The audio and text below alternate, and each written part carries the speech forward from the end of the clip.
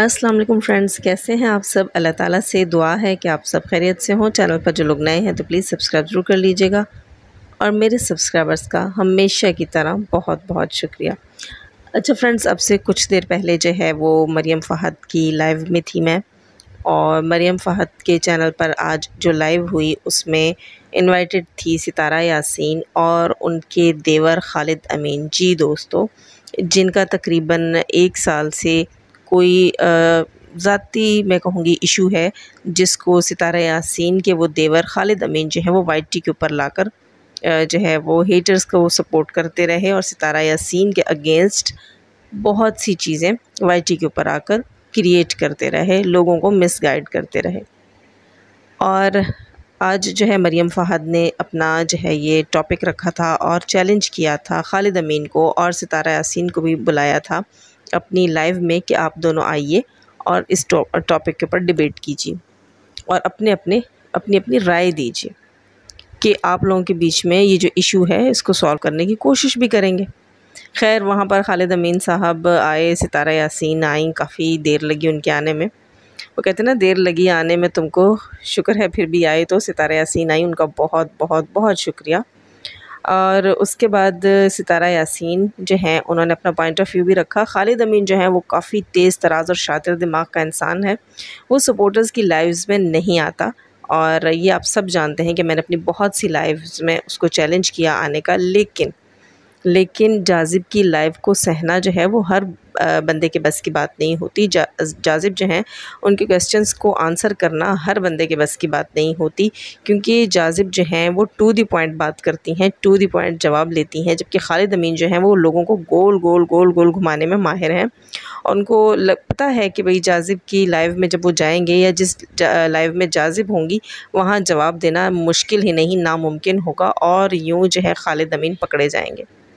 खैर, वही हुआ। खालिद अमीन साहब जो हैं वो मुतवातर मुसलसल जो है उस लाइव के अंदर चीख चीख कर बातें कर रहे थे, और चीख कर बातों को गोल गोल घुमाए जा रहे थे, और वो ये समझ रहे थे कि चीख कर बात कर लेने से वो सच्चे साबित हो जाएंगे। खैर, जब मैंने वहाँ बात करने की कोशिश की तो खालिद अमीन साहब की तो चीखें निकल गई, और वो चीखें जो है वो उस लाइव में बैठे सब लोगों ने सुनी, तकरीबन पूरी दुनिया ने सुनी वो चीखें, और वो लाइव पड़ी रहेगी तो लोग सुनेंगे उसको कि खालिद अमीन जो हैं वो सांस नहीं ले रहे थे और वो कह रहे थे कि जाज़िब को निकालो, जाज़िब को निकालो। ज़ाहिर है जाज़िब को बर्दाश्त करना, लाइव में उनके सवालों के जवाब देना, उनके पॉइंट्स के जवाब देना इतना आसान नहीं होता। और वही हुआ कि खालिद अमीन जो है उनकी चीखें निकल गईं और लोगों ने वो चीखें सुनी।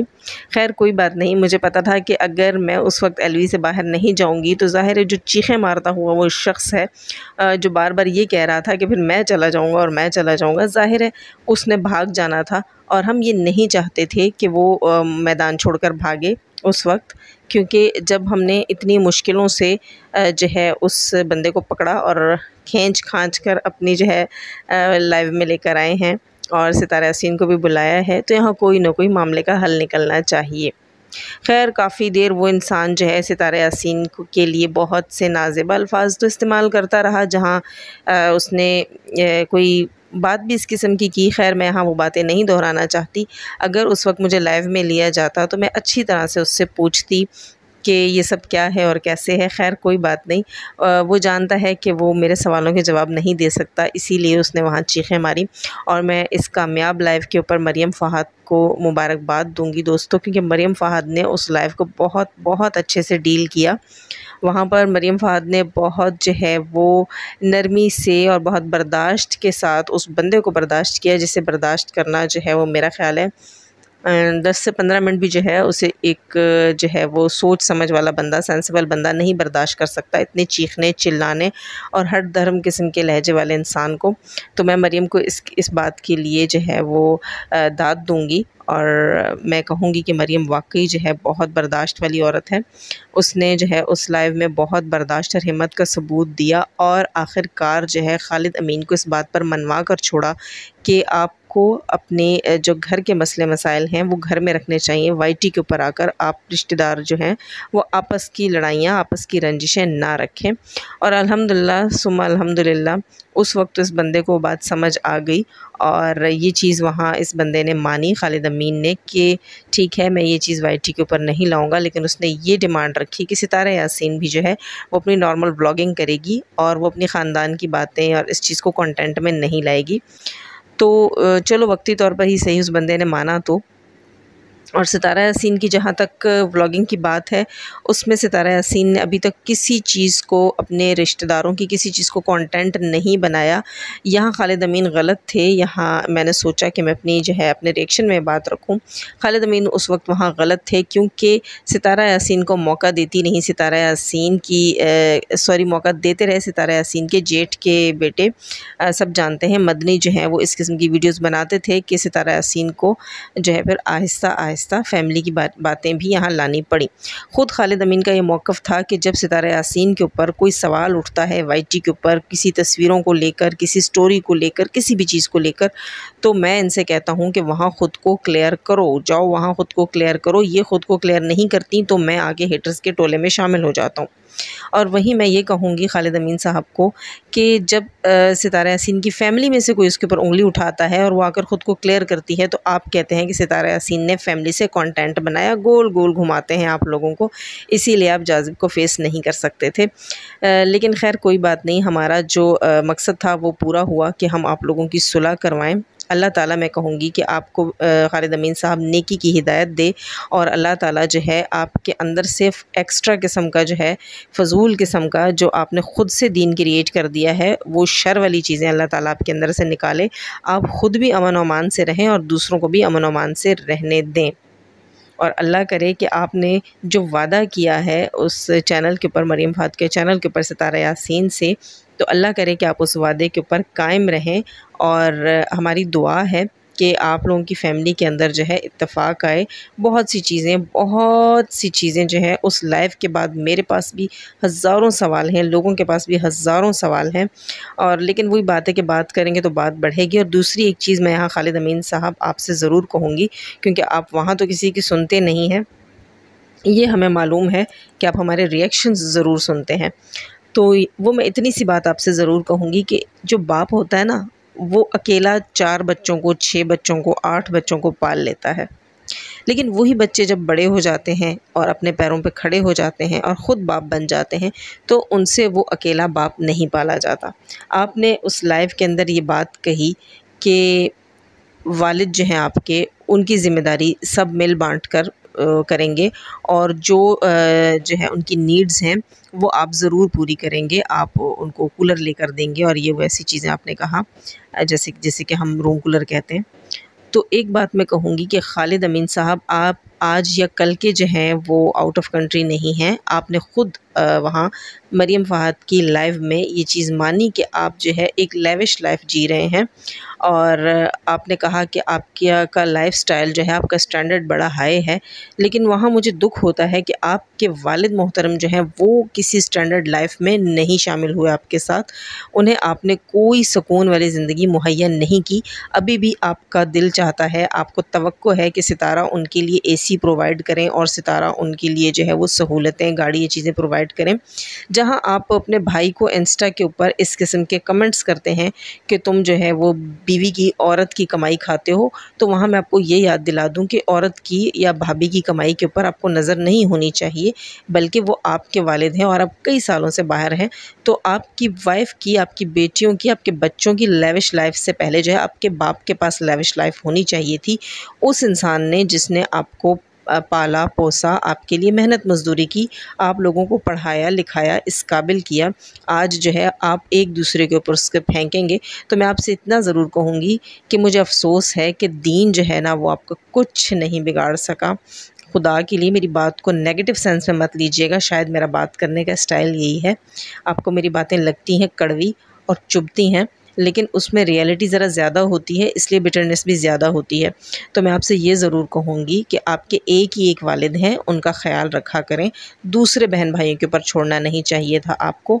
साजिद अमीन अगर जो है वो अपने बच्चों की तालीम पूरी कर सकते तो अपने वालिद के लिए आसाइशें ज़रूर पूरी करते। जहाँ आपने अपने बच्चों को सब भाइयों में से ज़्यादा जो है वो लेविश लाइफ दी हुई है और वहाँ जो है आपके बाकी भाई उस जगह पर नहीं है अभी तक, तो आप अपने वालिद के लिए कम से कम सहूलियात वाली ज़िंदगी वहाँ मुहैया कर सकते थे। आपके उस गांव वाले घर में जो है वो सितारा यासीन ने जनरेटर लगवाया, सितारा यासीन ने सोलर लगवाया, सितारा यासीन ने ही भले अपने ही कमरे में सही एक एसी लगवाया और आपके उस घर की जो है वो आई थिंक दीवारें नहीं थी, चार दीवारी नहीं थी सहन की, वो सितारा यासीन ने करवाई। आप बाहर मुल्क गए, आपने सिर्फ़ और सिर्फ अपने जो है लाइफस्टाइल को बेहतर करने की कोशिश की। आपने उस गांव के घर को छोड़ा और सिटी की तरफ जो है एक घर लेकर दिया अपनी बीवी को, अपने बच्चों को, अपनी लाइफ को आपने बेहतर किया, अपने बच्चों की लाइफ को आपने बेहतर किया। आपके वालिद बिल्कुल आपके घर आते हैं, एक एक महीना, दो दो महीना आपकी बीवी उनकी खिदमत करती होगी, लेकिन एज अ गेस्ट वो आपके घर आते हैं। वो आपने अगर अपने वालिद को सहूलतें देनी हो ना, क्योंकि आप ख़ुद कहते हैं कि वो जो है गांव में रहना पसंद करते हैं, ज़्यादातर लोगों का यही ओपिनियन होता है और वाकई हमारे भी वालिदैन हैं, वो अपने घर में, अपने आबाई घर में रहना ज़्यादा पसंद करते हैं। तो औलाद का काम है कि उनके आबाई घर में उन्हें तमाम सहूलियात मुहैया करें। उनके आबाई घर को पक्का करना, उनके आबाई घर में जो है बिजली की फ़राहमी करना, भले से एसी हो, जनरेटर हो, किसी भी किस्म की सहूलतें हों, वो सारी चीज़ें उनके आबाई घर में ही उनको लाकर दे देना। ये नहीं कि आप अपने घर को बेहतर, बेहतर से बेहतर, मज़ीद बेहतर, मज़ीद लाविश करते चले जाएँ और आपके वालिद जो हैं वो उसी जो कहते हैं ना चारपाई, उसी सहन, उसी धूप, उसी मच्छर, उसी हालत में जो है वो ज़िंदगी गुजार रहे हों और आप कहें जी अब्बा जी को तो आदत है इन चीज़ों की। तो बात वहीं आ जाती है कि आप किसी ज़नानी की कमाई की तरफ ना देखें और आप आई थिंक इतना कमा रहे हैं कि आप बड़ी बड़ी बातें करते हैं और आप कहते हैं कि आपको सितारा की या साजिद की कोई मोहताजी नहीं है, आप इसलिए सच बोल रहे हैं। तो यहाँ आप भी ये सच सुन लें हमारा, क्योंकि हमें भी अल्हम्दुलिल्लाह सुम्मा अल्हम्दुलिल्लाह आपकी, आप जैसों की किसी की कोई मोहताजी नहीं है, ठीक है। तो हम भी बड़े खरे और सच्चे बंदे हैं और बग़ैर मोहताज हैं, तो अल्हम्दुलिल्लाह तो सच भी बोलते हैं। सच तो कड़वा होता है लेकिन सुनना पड़ता है। तो उस लाइव में और बहुत सी बातें थी करने के लिए, लेकिन इतना ज़रूर कहूँगी कि अपने वालिद के लिए थोड़ी सी बेहतरी लेकर आएँ अपने अंदर। आपकी बीवी जो है वो कितना एक करती है वो सब ने वहाँ सुन लिया, सब ने देख लिया, हमें उससे कोई उम्मीद नहीं, तवक्को नहीं, किसी से भी नहीं। लेकिन हमें दुख है कि आपके वालिद ज़ईफ़ हैं और उनका ख़्याल रखना चाहिए आपको। इसके अलावा आपने एक बात कही थी वहाँ, आपने अपनी भाभी को गाली दी थी, कमीनी कहा था। अब आप कहेंगे कि मैं बातें ख़त्म कर चुका हूँ, लेकिन आपको मैं इतना ज़रूर कहूँगी कि आप जब किसी औरत को कमीनी कहते हैं ना, और आप उसके बाद उसको ये भी कह रहे थे कि तुम कमीनी हो तो तुम्हें कमीनी कह दिया तो क्या हुआ, ठीक है। वो आपके बड़े भाई की बीवी है, बड़े भाई की बीवी हक़ में बड़ी हो जाती है। उम्र में चंद साल बड़े हो जाने से आप किसी के हक़ से जो है वो अदूली नहीं कर सकते, हक़ अदूली नहीं कर सकते हैं, ठीक है। वो आपके लिए हक़ के लिहाज से आपकी बड़ी भाभी थी। आपकी ये बात मुझे वहाँ बहुत बुरी लगी थी जब मैंने बात करने की कोशिश की थी, ना उससे पहले मैंने बात करने की कोशिश की थी और ना उसके बाद, क्योंकि वहाँ आप गलत थे। आप किसी से ये कहें कि तुम कमीनी हो, इसलिए मैं तुम्हें कमीनी कहता हूँ, तो मेरे ख़्याल से सितारा यासीन भी बिल्कुल ठीक थी कि आप पढ़े लिखे जाहिल थे, इसीलिए वो आपको जाहिल कहती थी। जी यहाँ मेरी बात आपको बुरी लगेगी, लेकिन एक चीज़ मैं बता दूँ कि आपके लिए सितारा यासीन ने कहा कि ये हम सब में सबसे ज़्यादा पढ़ा लिखा है और इसने दीन की भी बहुत सी किताबें पढ़ी हैं। तो मैं एक बात यहाँ कहूँगी दोस्तों, ये बात खालिद अमीन को बहुत बुरी लगेगी, लेकिन जो बात हक़ है वो तो कहनी पड़ती है ना। अगर वो नहीं कहेंगे तो हमने हक़ नहीं अदा किया। कि इल्म तो शैतान के पास भी बहुत था, लेकिन फिर भी वो शैतान साबित हुआ, शैतान करार दिया गया। उसे अपने इल्म पे गुरूर था और तकब्बुर था। खालिद अमीन भी अपने आधे अधूरे इल्म पर गुरूर और तकब्बुर करके बैठे हुए हैं। ये इसीलिए मेरी किसी लाइव में नहीं आते, मेरी किसी पॉइंट्स का सामना ये नहीं करते, किसी पॉइंट को फेस नहीं करते, क्योंकि इन्हें पता है ये इस किस्म के पॉइंट्स रखेंगी, इस किस्म की बातें रखेंगी जिनके जवाब इस खालिद अमीन के पास नहीं होंगे। खैर, मैं आपसे यही कहूँगी कि अल्लाह ताला आपके इल्म को किसी अच्छी जगह पर इस्तेमाल करने की आपको तौफ़ीक दे, और आप इल्म को जो है, दीन के इल्म को ज़रा कम ही सीखें तो अच्छा है। आपने मेरा ख़्याल है दीन का इल्म कुछ ज़्यादा ही सीख लिया, जो आपके दिमाग में शायद एक कान से घुसा और दूसरे कान से निकल गया। क्योंकि देखिए दोस्तों, दीन तो हमारे उलमाए कराम ने भी सीखा। बहुत से मौलवी जो हैं वो दीनदार होने के बाद भी ज़लील और रुस्वा हो जाते हैं अपनी ख़ताओं के बाइस। हालाँकि दीन पे जो है मुकम्मल अबूर होता है उनको, लेकिन अमल में कोताही हो जाती है उनसे। और इसी तरह हमारे बहुत से उलमाए कराम जो हैं वो माशाअल्लाह माशाअल्लाह अल्हम्दुलिल्लाह सुम्मा अल्हम्दुलिल्लाह, अल्लाह ताला उनकी इज़्ज़तों में और बरकतें डाले, वो हमारे लिए आइडियल होते हैं, इसलिए कि उन्होंने दीन सिर्फ़ ना सीखा होता है बल्कि उस पे अमल भी करते हैं। तो मैं इनसे यही कहूँगी कि आप अपने आधे अधूरे दीन को एक साइड पर रख कर सिर्फ़ उन उलमाए कराम के बारे में देखा करें, सोचा करें और जानने की कोशिश किया करें कि वो वाईटी पर आकर किस पर कितनी तोहमतें लगाते हैं और किसकी कौन-सी बदकारियाँ और बदकिरदारियाँ यहाँ पर आकर गिनते हैं। आप इशारे कनाइयों में वहाँ भी सितारा यासीन को ज़लील कर रहे थे, लेकिन मैं फिर भी आपसे कहूँगी कि अब जब इस मामले से आपको दूर कर दिया गया है, कोशिश की गई है कि आप जो है वो अपने घर की चीज़ें घर में रखें, तो खुदारा आप दोबारा इस गंद में उतरने की कोशिश ना करें। आपने चेहरे पर सुन्नत मुहम्मदी सल्लल्लाहु अलैहि वसल्लम रखी हुई है, आप इसकी तौहीन ना करें, क्योंकि मोहम्मद सल्लल्लाहु अलैहि वसल्लम की सुन्नत ये भी थी कि वो औरतों के मामले में नहीं बात करते थे और अपने घर की औरतों की बातें बाहर जाकर नशर नहीं करते थे। अल्लाह ताला उनकी जो है सुन्नत पर चलने की और पैरवी करने की हम सबको तौफ़ीक दे। सिर्फ़ बनावटी तौर पर अगर हम मुसलमान बन जाएं और हिजाब, अबाया या दाढ़ियाँ रख कर आ जाएं और हम दूसरे लोगों का जीना हराम कर दें, तो शायद हम जो है वो काफ़िरों से भी बदतर होंगे। इसके साथ ही लूँगी मैं आप सबसे इजाज़त। फ्रेंड्स, टॉपिक्स तो बहुत सारे हैं, लेकिन इस वक्त बहुत लेट नाइट हो गया है और मैं कोशिश करूँगी कि कल इंशाल्लाह मैं बेबो आंटी के ऊपर ज़रूर बात करूँगी और उनकी आज की वीडियो को मैं ज़रूर डिस्कस करूँगी।